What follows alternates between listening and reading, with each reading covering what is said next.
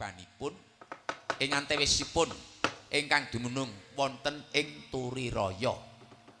Trancang kencana panggombaan Bupalawiya Waranawata. Menika taksih jembar tebanipun lajeng Ngendraprasta. Menika ugi kalebet wana ingkang wiyar. Kula nun inggih lajeng keparingipun Rama Pandurna kadung. Nah, ngaten kemawon nggih. Ing samangke anak-anak kula Pandhawa, bocah-bocah Pandhawa ajeng nyuwun warisan negari Ngastina. Menika saged namung srana dipun tebas menawi piyambakipun ing samangke saged minangkani panuwunipun ingkang sinuwun Angger Prabu Duryudana kadhawuhana menika supados babat wana Kandhawa Prasta utawi babat wana Mrentani. Dados menika mangke upami piyambakipun sampun tinanggenah purun kinarya ijoling negari Ngastina sigar semangka pisan kaping kalihipun menika tetela sanget saking panduginipun ingkang bapa nggih. Wana Kandhawa Prasta, wana Mrentani menika papan gawat kaliwat-liwat wingit kepati-pati. Bebasan satu mara satu mati jalma mara keplayu. Lah menika mangke temtu wana menika papaning kajinan. Dados kula kinten badhe dipun mangsa dening kewan galak menapa dene badhe dipun mangsa jin setan prayangan sak panunggilanipun. Inggih yen pancen mekaten menika langkung prayogi malih menapa ing dados pamanggihipun Rama Pandurna. Nuwun sewu Kakang Durna. Piye dicuni menawi saking pamanggihipun Kakang Durna menika leres. Namung nuwun sewu mboten kula kok badhe ngrencangi dhateng para satriya Pandhawa menika mboten. Ning semantena menika purba wisesa wonten sadalem ingkang sinuwun Angger Prabu Duryudana.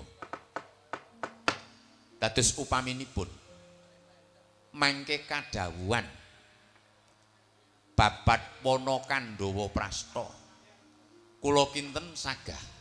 Namung semantena wong para satriya Pandhawa niku ngucik duweke dhewe lan tinggalane wong tuwane. Lah niku paminipun mangke mboten dipun parengaken. Oh nuwun sewu nggih. Wartos ingkang sampun katampi dhateng lumahing bumi kureping akasa. Sapa sing cok seneng nyahak marang wewenanging liyan niku mangke badhe nampa denda sikuning Bathara. Menapa malih ingkang kagungan ajab badhe ndamel sirnanipun dhateng asanes utawi wahyuning asanes. Menika mangke wahyunipun tentu badhe sirna piyambak. Lajeng menika dipun wastani mangke menawi dumugi ing sak lebetipun raos. Menika perkawisipun sedumuk bathuk senyari bumi, ngeten. Dados sedumuk bathuke wong ayu. Niku ditoi gulu, senyari niku bumi, kudu toe pati. Mula nek iso niku aja nganti rebutan tinggalan. Nek wong rebutan tinggalan niku mangke kurang bejane melembung kanginen. Monggo para satriya Pandhawa menika senajan dereng sepintena ning menika sampun mangertos tata cara lan sampun mangertos dhateng sejarah kawontenaning negari Ngastina kasebat ingkang samangke dipun lenggahi ingkang sinuwun Angger Prabu Duryudana. Menawi saged menika dipun paringi sanesipun kemawon ora wulunga nek sing jeneng bocah-bocah Pandhawa kuwi arep diwenehi amba ya ming tek didol, diwenehi pira-pira ya ming didol. Wong dasaripun menika sak oke-oke ming do nguja karo kamurkane dhewe-dhewe. Dinehi pira-pira kurang, dinehi pira-pira kurang. Nggih, yen pancen mekaten menika perkawis negari. Benten kalian sanesipun dadul yen malwaris pribadi sampun benten malih ngeten. Mila rikalenggan punika kula sumanggaken wonten sadalem ingkang sinuwun Angger Prabu Duryudana. Sasampunipun kula midhanget menapa ing dados pengendikanipun Rama Brandurna upami mangke wonten utusan saking para satriya Pandhawa minggah wonten ing Pandhapi Agung negari Ngastina lajeng adiparan Rama Brandurna. Oh, ampun kuwatos. Ampun kuwatos. Ingkang sinuwun Prabu Duryudana kula aturi ngendika walaka. Dados ingkang pinangka ijoling negari Ngastina mangke utusan saking para satriya Pandhawa supados sagah babat wana Kandha Prasta utawi dipun wastani wana mertani. Ning yen mbon saged menika sampun ngantos.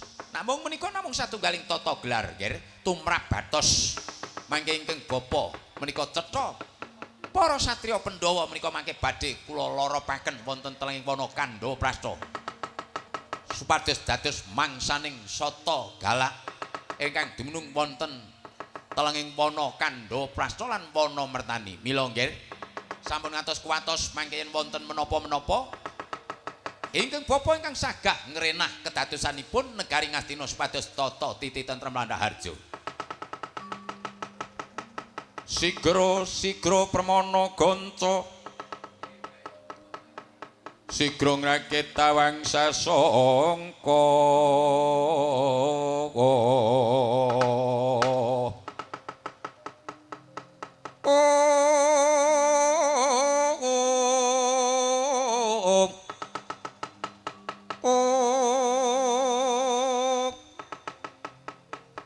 kacaryan putra sang kawekasan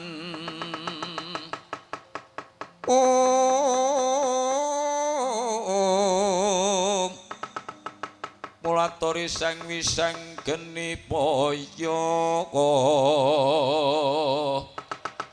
nuju marang sang Janawi Suta muka napuk mun carira tumrap risang Janawi Suta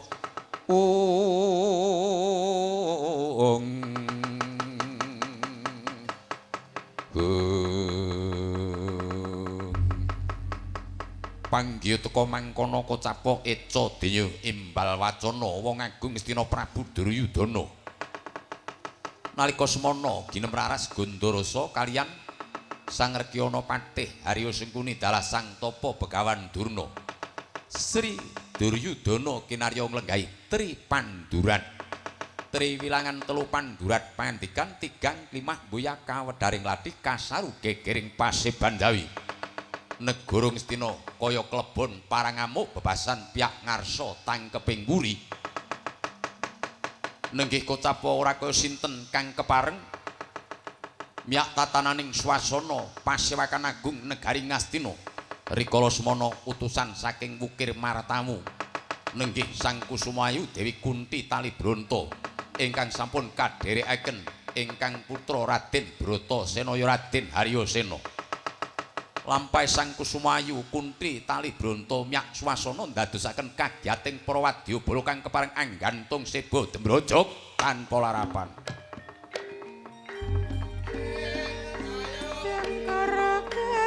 Gedang suruh minyak kencang mati kawruh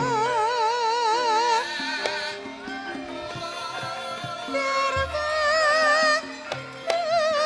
udanya dampak Dharma muda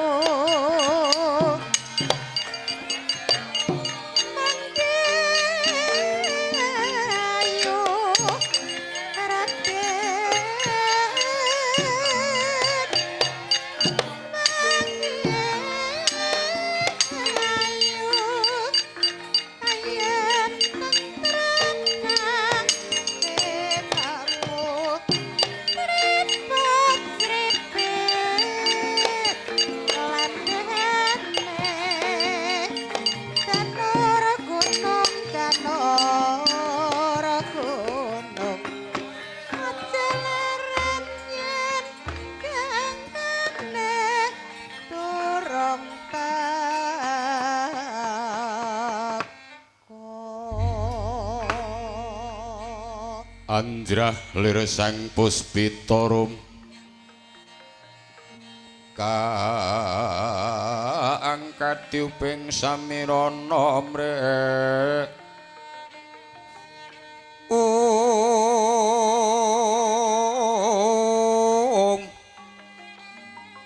sekar kadung kung ngas gandane iraga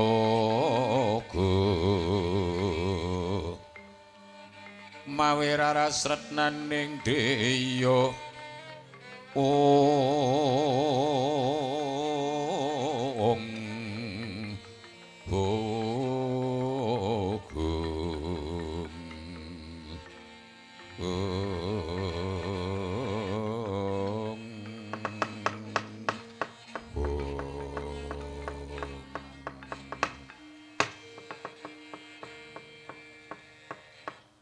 Yes tungkara jagat manik raja Dewaku hong lir bentah kinur sabda nuwun sewu menika wonten rawuhipun Ibu Kunti Talibronto ngaturaken kasugengan Ibu Kunti ingkang nembe kewala prapta wonten ing negari Ngastina jagat wasesaning Bathara Wayah iya kula Kurupati pun ibu tumeka ning negara Ngastina tansah pinantuing karaharjan nuwun sewu kula aku ngaturake pambagya raharja salam pangoneng katurana ngesane Anggir Prabu Kurupati kula tampi kanthi dadosaken gumbira sing panggalih Ibu Kunti Talibronto monggo kaskecakno lenggah kula tak tampa aku wis prayoga anggon kulungguh ana stinggil negara Ngastina mengkoto kadangipun Kakang Yayi Haryosena Yayi Bratasena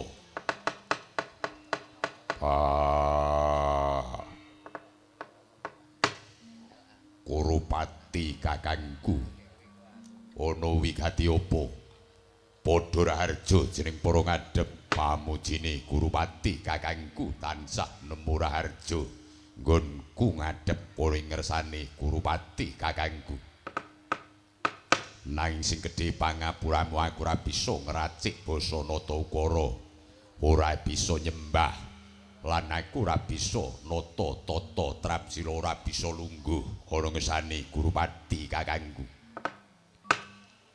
ora dadi apa Dimas nadyan to jeneng para ora nyembah boyan racik basa nata ukara ya dadi sebab prayogakno anggon nira ngadhep ya kaya wis luwih prayoga nggonku ngadhep ora kesane Kurupati kakangku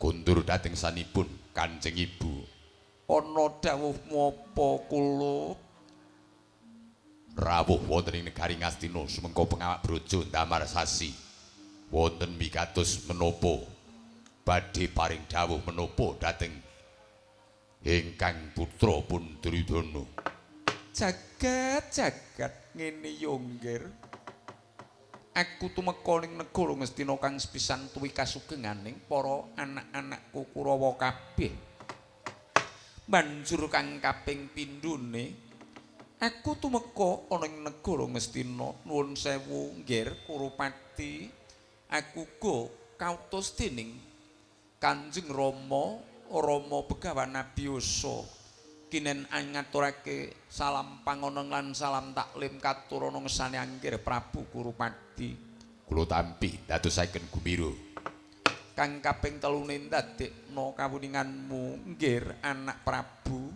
karana kadang-kadangmu para satriya Pandhawa wiwit nalika semana bebasan isih wanci rumangkang saiki wis kawistara rawise meh cerapang yo nggir banjur wektu dina iki aku mesakake marang anak-anakku para satriya Pandhawa kaya dene sakadang wiwit Wijakangka, Wijasena, Permadi, Piten lan Tangsen. Bebasan kepengin cumandha kaya wis ora duwe papan padunungan mula wektu dina iki ngiras pantes sangka sarujuk ing para kadang-kadangmu Pandhawa njaluk warisan negara Ngastina Sigar Semangka. Muga ingkang sinuwun anak Prabu Kurupati bisa lebda tumraping panggalih sira nggih Prabu Kurupati.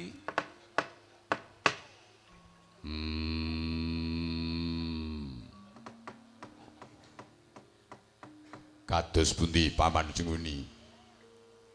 Kula sumanggaaken wonten ngesa dalem ingkang sinuwun menawi wonten ingkang kedadosan ngaten menika adalem rak sampun matur dhateng ngesa dalem ingkang sinuwun. Sak menika sampun boten wantun kula matur malih nggih, malah nuwun sewu tunggak dadap ora melu nggarap, tunggak waru kula boten tumut-tumut. Kados pundi Rama Permanturna? Mbah platuri ngendika menapa wontenipun kemawon nggih, kados ingkang dipun ngendikaken ingkang Bapa Duk rikala suwau. Rikala Kang Mbok Kunti Talibranta dereng kepareng rawuh wonten ing negaring Ngastina. Ibu nuwun sewu. Dadosna kawuningan rikalengan punika. Negari Ngastina saged menika mangke dipun aturaken dening para kadang Pandhawa namung kula nyuwun sarana kagem lintu negari Ngastina menawi para kadang-kadang kula Pandhawa sagah mangke babat telenging wana Kandhawa Prasta ingkang nastan alas mertani boten ejang boten sonten yen pancen menika mangke pun saged malah kedadosan boten kaparingaken dening para kadang Pandhawa tetep negari badhe dipun kukui. Jagat kepiye kula Bratasena? Kunti babuku, Apa kula? wis kowe aja kuwatir. Kowe aja bingung nek pancen seranane negara Ngastina Sigar Semangka diwenehke. Aku supaya babat alas Kandhawa Prasta alas mertani ora esuk ora sore aku sagu. Wong wektu dina iki mengko sadurunge kanan aku tumapak Kunti babuku kowe bali yo ana ing negara utawa bali ana ing Pukir Martawu adhiku Permadi supaya sumusul nggonku bakal nyagui pengendikane Duryudana kakangku babat alas Kandhawa Prasta. Mengkono kula. Ya Kunti babuku. Dadi jeneng para saguh Dimas Aryasena, Dimas Wedasena saguh. Ya. Duryudana kakangku wetu dina iki nek pancen kabeh wis rila lahir tandesing batin alas Kandhawa Prasta tak babat. Wetu dina iki malah aku njaluk pamit. Aku tak toto-toto mbabat alas Kandhawa Prasta ya babat alas merentani. Kunti babuku wetu dina iki ayo njaluk pamit metu njaba Sing praitna ngati-ati. Nggih Kurupati pun ibu nyuwun pamit. nderekaken kaluhuran. Duryudana kakangku njaluk pamit sing praitna ati-ati Dimas.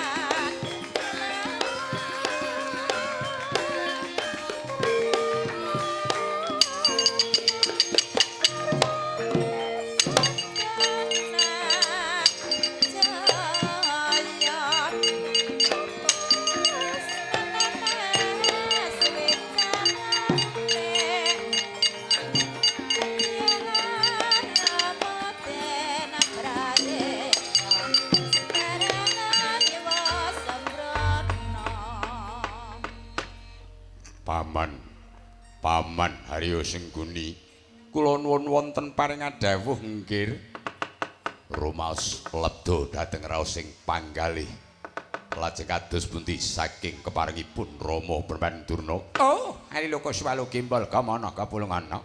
Somborante wana dadi alas dadi wana, alas dadi bale ya kena. Nuwun sewu ngger, inggih bapa rikalenggan punika sampun ngeracik ing antawisipun inuman. Inuman menika ingkang dipun wastani inuman ragang mangke badhe kula angge ngunjuki anak kula pun Bratasena ngeten. Mangke nek Bratasena niku pun diombeni.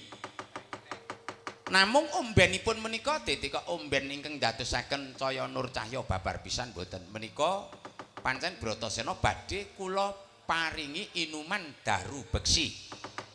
Dados Bratasena menika mangke supados mangke kadidene titaing Bathara ingkang boten saged sadar lan titaing Bathara ingkang boten inget Purwaduksina. Pun pokoke gampange tembung mangke Durna dicekoki utawa disantret ngoten mawon wis ora apa-apa. Mangke nek pancen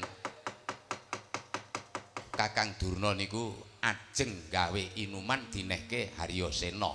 Niku padha karo Kakang Durna nyantet, padha karo Kakang Durna nibake daru beksi, padha karo Kakang Durna jengges ngoten mawon.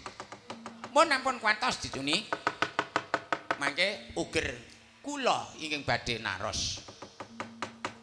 Bratasena menika tentu badhe manut kalian kula mboten badhe swala. Yen pancen mekaten kula sumanggaken Gogo Adiwadi kados pundi? Inggih raka nyuwun pamit lumengser saking Stinggil Yayi. Ingkang praitna ngatos-atos. Nadyan to ing rayimbana kelingyun tambahing pangestu sing praitna ngati-ati Yayi Jayajodra. Paman Sengguni kula aturi mbodholaken para wadyabala ingkang keparing kantung seba. Terang lan terwaca dawuh dalem ingkang sinuwun keparing ingkang bapa nyuwun pamit lumengser saking Stinggil. Nderekaken kaluhuran. Oh, senajan to ing bapa rikalenggan punika tumunten nyuwun pamit nggih. Ingkang paitna ngatos-atos. Ho. Paripurna sabdanira wong agung ing Astina Prabu Duryudana. Nalika semana Sri Buminata arsa kondur anggedaton Puskawistara titipurna sabdanira kinarya anglenggahi sabda Brahmana Raja. Apa ta werdining sabda Brahmana Raja? Sabda araning pangucap Brahmana iku pandhita raja tegese ratu. Yekti pangandikaning pendhita kelawan ratu datan wenten pedhote lan datan wenten bedane. Yen to pandhita ngendika datan kenging wolawali, ratu ngendika sepisan warata wong sak negara. Pindhane Tirta Kresna dumawah ing glancang seta buya kepareng lumebek sabdanira. Nalika semana arsa kondur anggedaton. Kondur dalem sang nata den ayap para bimanggung ceti bocah para gusti. Kang sami ngampil pacara keprabaning pasewakan banyak dalang Argawalika Kacumas Bokor Kencana dipangga kang sarwarekna. Sinawang saking Mandrawa kondur dalem sang nata kawistara gumleong mawa teja.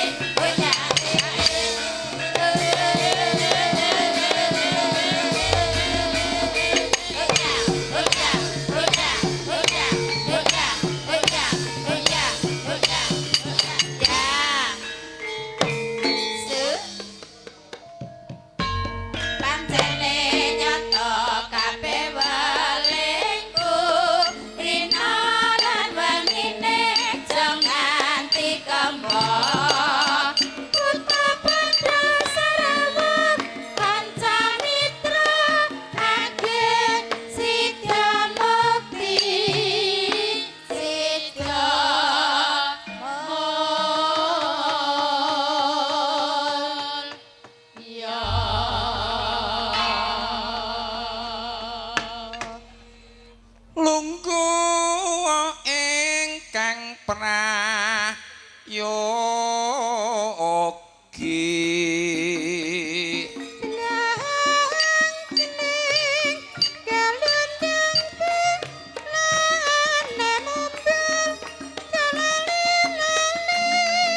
apa ya pacara arja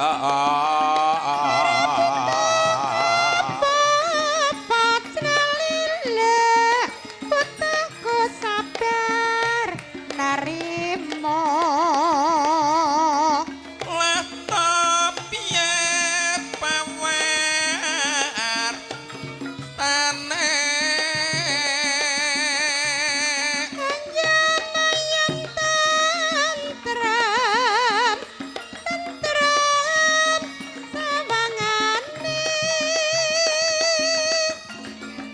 pawartosan jroning praja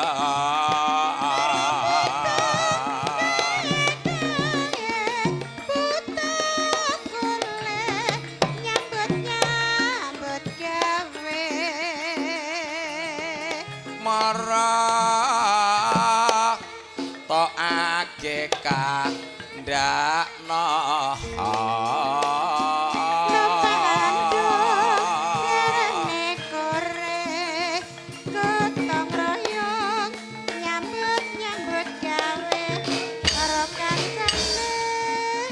lungguh muke para majo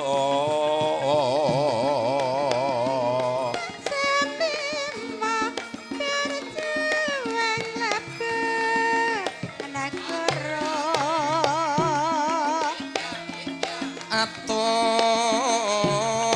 no kanthi waca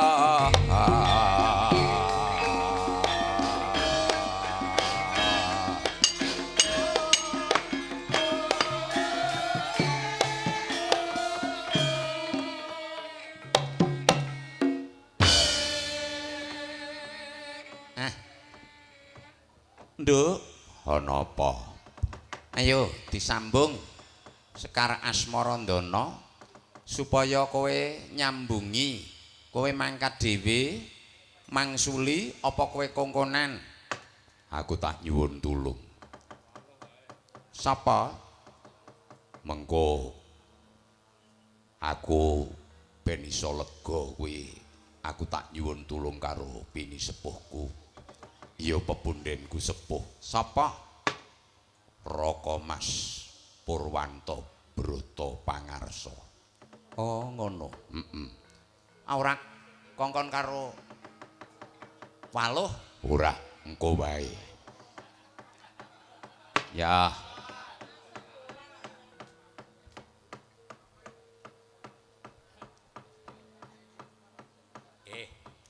Dimbinangkani rekane ketoprak ning ketoprak eceran iki.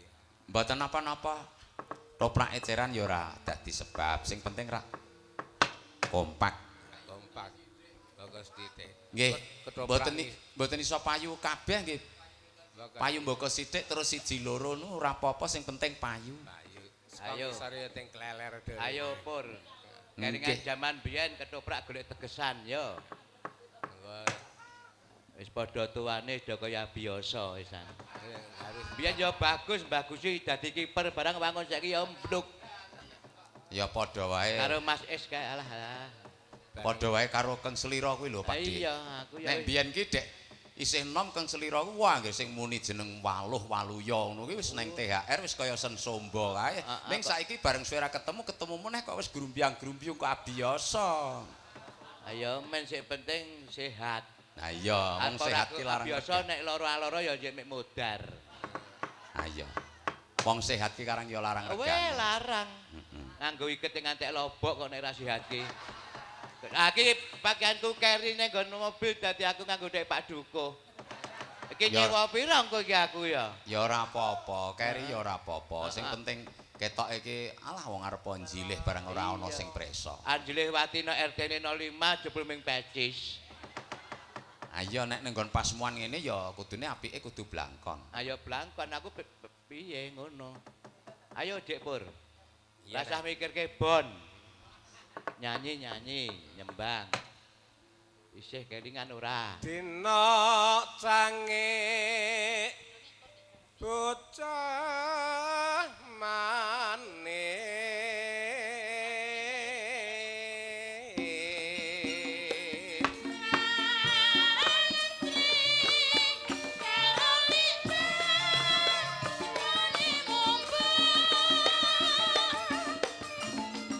tekaku padha raharjo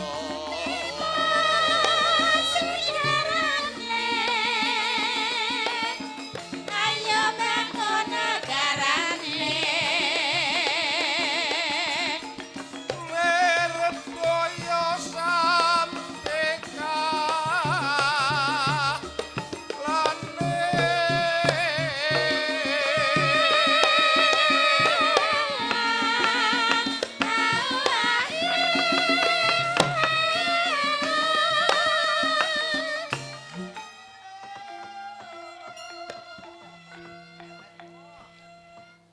Wah, Iwah kabeh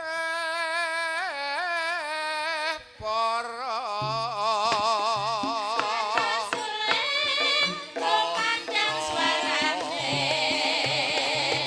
kumpul gedang raja besar bagus tur prasaja Sumadya rasa makarya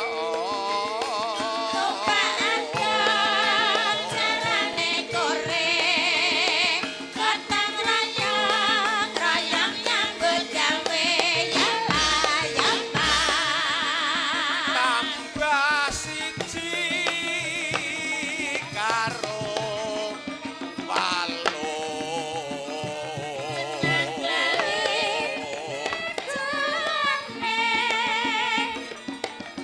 aja lali agamane Dimen lestaring rembok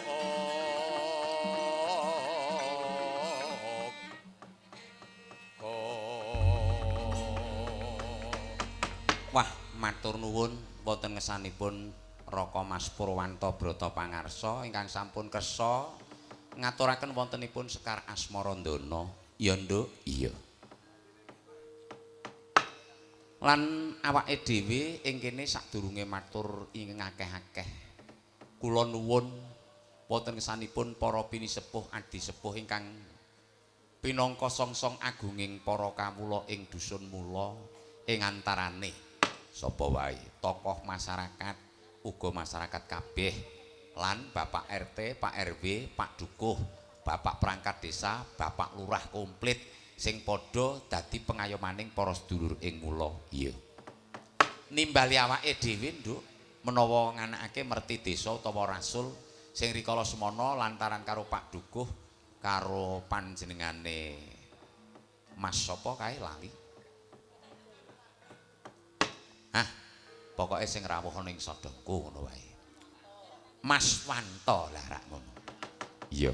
Sakwise kawiyos pengendikane menawa ing wektu wengi iki aku kowe supaya sowan ana kene nggawa alat komplit sing isine kagungan kersa merti desa utawa rasul utawa majemuk desa ya kang dinarani sedekah wonten ngarsa dalem Allah lan sedekah ritual sing saben setahun dianakake pisan ora ilang. Iya. Mula ngene. Ayo padha ngunjukke puji panuwun agung wonten ngarsa dalem Allah Subhanahu wa taala. Gene ora kaya sedulurku kabeh kang lenggah ing mula umumipun sing among Narakesma among tani bisa joro-yoro godhonge ngrembaka wae. Kosok balene sedulur sing bakul kelarisan Pak RT, Pak RW, Pak Dukuh tekan perangkat desane lan Bapak Lurah bisa manunggalke rasa karsa lan cipta. Iya. Apa kang sinedya bisa kabul kasil kasembadan kang ginayuh kaleksanan. Iya. Kejaba saka kuwi, Nduk. Ing antarane kayata pegawai negeri mundhak bayare wira swasta supaya akeh penghasilane. Kayata Pak Polisi ya ben aman tata titi tertib negarane, Bapak Abri ya semono uga supaya patuh anggone nyindikani pinangka dadi betenging negara manunggaling kawula kulawan Gusti. Iya. Lah kabeh mau sing baku dhewe supaya pinaringan cinaket marang Nugroho adoh saka ing Gudarenjana ngibarate Durga Mendhak Kala Sirna. Allahumma ya aku nekseni apa sing dadi ature piye. Ya iki ngene, Nduk. Iya. Sakwise ing wektu bengi iki awake dhewe ditimbali rene kejaba rasul ngiras pantes iki nganyari bali. Oh. Biasane utawa adate rak sok ana ing bali desa iki bali pedukuhan ana ing padukuhan mula. Engko wis ketoke wis meh tepung kidul. Ayo wis meh tepung kidul. Kesenengan sing nonton Kongres Delongkas do mlayu ngidul rono.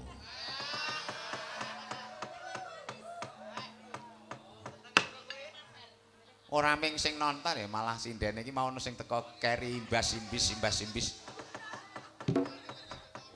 Kok tak matke kok ketoke kok kaya beda karo adate. Tak wis padake apa keringetan apa pilengane pancen komoh aku. Ayo. Dasar iki ya sok cah siji ke sok sluman-slumun slamet. Ayo ora apa-apa karang ya wis kabeh ki nek pancen wis didini wong abiadan bil jasati wa jajatan bil ngemi wa barokatan kabal maut. Ayo arep kepiye meneh ya kudu mangkat. Ngono. Ya aku melu seneng. Nduk, ana apa? Ki mau ngene. Lho, sedulur-sedulurku Karang Taruna muda-mudi, ayo nek iso aku lan sampean-sampean kabeh nunggalake rasa karsa lan cipta. Iya, supaya tata titi tentrem rahayu ora ana alangan sawiji apa. Terus iki sakwise ana Sekar Asmarandana diaturake iki ana sing mengku tuladha nek iso kabeh-kabeh aja nganti kena pengaruh tata trapsila sing morang tata ing antarane kaya kena pengaruhe lakuning narkotika lan narkoba sak penunggalane. Iya. Menapa menika kepara leres menika Pak Pur? Engko le langgih.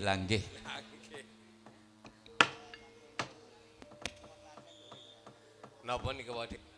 Menika menawi saged ampun ngantos kita sami mangke kajumus dhateng kawontenanipun ing antawisipun narkotika. Lha menika kula remen sanget.